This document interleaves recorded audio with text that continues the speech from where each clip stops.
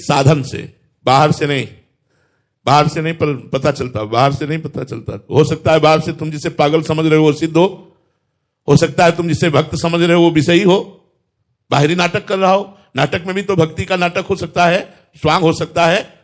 बिन विवेक वैराग्य भक्ति बिन सत्य नए को मानो, भगवत विमुख कपट चतुराई सो पाखंड नहीं जानो।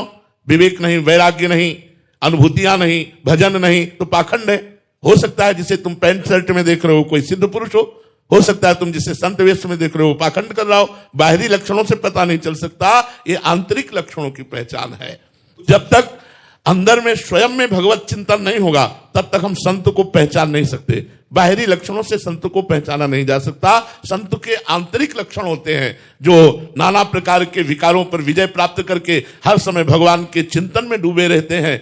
किसी भी प्रकार के दुख सुख में उनका भजन नहीं छूटता है। सुख आवे तो भजन चल रहा है, दुख आवे तो भजन चल रहा है। अब ये अंदर की वृत्ति बाहर से कैसे पहचान सकते हो आप? और जिसका निरंतर भजन चल रहा है उसको निश्चित भगवत प्राप्ति होगी। जिसका भजन नहीं चल रहा और भगवान के प्रति भरोसा और शरणागति नहीं है तो भगवत प्राप्ति कैसे हो सकती है? फिर तो आवागमन चक्र में ही भटकना पड़ेगा। पूर्ण समर्पण, बस बहुत बड़ी बात यह है, पूर्ण समर्पण प्रभु को। जिसने अपने आप को हवाले कर दिया उसको भगवत प्राप्ति निश्चित हो जाएगी।